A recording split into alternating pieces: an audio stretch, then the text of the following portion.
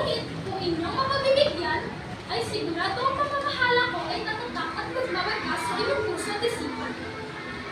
As an artist and a student, I've always been passionate about expressing myself creatively. In my free time, I love to draw, paint, and design. Anything that allows me to bring my imagination to life. Kaya naman, isa sa aking proyekto ay ang magkaroon ng art exhibition kung saan ay may magpapakita ninyo ang inyong iba't ibang talent. Kahit ano pwede dito. Drawings, paintings, sculptures, at iba pa. At lahat ng yan ay makapagpalagay ng kanilang arts dito ay may regalo. Thank you Deep dahil sa pag-join sa exhibition. Take note, hindi ito competition. At magagawa lamang ito kung ako ang magiging presidente ng SPLG. Isa pa, magkakaroon ako ng programa on the spot expansion na peer expressing cooking fest. Layunin ang proyektong ito na makapagbigay ng mga snacks sa baon sa mga ka-eskwela natin tungkol sa pinansyal. Minsan nga may mga batang pumapasok na kahit walang baon. Kahanga-hanga ang mga batang iyon na nagsusumika para pumapasok sa paaralan. Pero ang hirap kaya mag-focus sa mga klase kapag gutom. Kaya magkakaroon tayo ng Honest by Expansion. From the title itself, kailangan honest ka. Marami pa tayong gagawing proyekto at lahat ng yan ay mangyayari lamang kung ako na si Miley Chernasan ang inyong ibuboto bilang presidente. Tandaan, Miley Chernasan para sa presidente. Before I start my speech, I would like to finish it.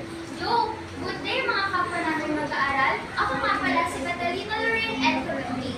Maaasahan niyong gagawin ko ang aking katungkulan para sa ating paaralan. Maayos ko itong pamumunuan ng bukal sa aking puso at may katapatan. Clean hearts, clean walls ang aking tugon. Pagpapatigil ng vandalism sa ating paaralan. Vandalism is a serious problem na dapat malutas. Dito sa Aspire, sigurado walang matitirang suliranin at alalahanin sa inyong mga isipan.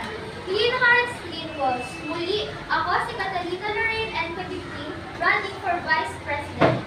Make sure to vote for me and don't forget to vote for Aspire. I am standing in front because I am not at the back. Just kidding. Magandang umaga sa inyong lahat. You're facing the one and only Raisa Macy Sumilang from Paibacajos, running as your dear secretary. Before I go on with my speech, please listen, look, listen, and learn. I am here to say my rights with all my might. The school deserves to have better care because it is fair. So the students have to be aware. I believe the secretaries have a big part on changing the system. So I am here to change the school system and to prevent the harmful effects affecting our school's health.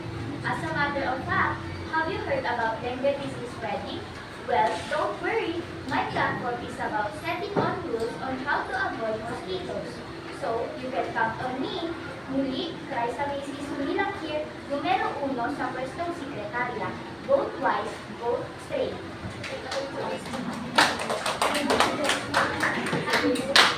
Good afternoon to all of you. My name is Jose Victor Vigalda from grade 5 Macajos, running for the position of treasurer. Kapag kami ay nanalo, ipapatupad ko ang aking platform na free school supplies para sa lahat ng Almanzanians. Pag wala kayong mga kagamitan pang-eskwela, lumapit lang kayo sa akin at ibibigay ko kung ano yung gusto. Tandaan, vote straight, vote twice. Tandaan, ako ulit si Jose Victor Vigalda.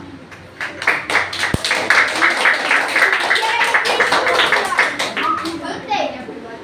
My name is Lidia Idol Yardo, running from Auditor and the Aspire Party. Numero 1 sa pwestong auditor. Good afternoon to all of you. My name is Claire Alvin Medina, running for PIO from grade 5 Macajos. At kung nanalo ako, ipapatupad ko ang aking platform na storage management.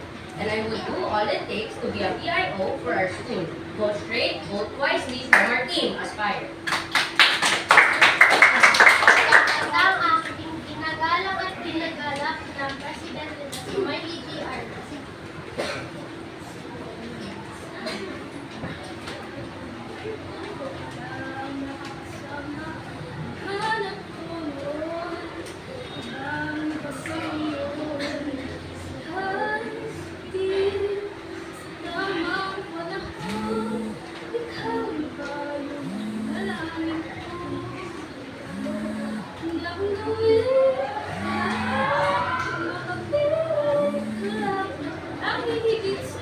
din na babalik sa'yo. Ikaw, ikaw, puso araw-araw, hindi mo na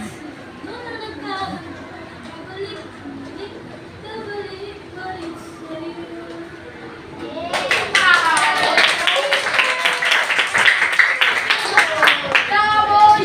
Magandang araw sa inyong lahat.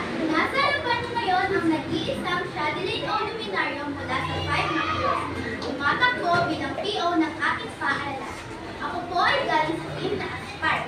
Huwag kayong mag-alala dahil ang boto niyo sa akin ay hindi magiging kahinay-hinay. Sisiguraduhin ko na magkakaroon ng peace ng ating paaralan at may isa sa katuparan ng aking proyekto na reading tutorials para sa mga kapwa ko mag-aaral na hindi pa marunong magbasa. At ang isa ko pang proyekto na zero waste management.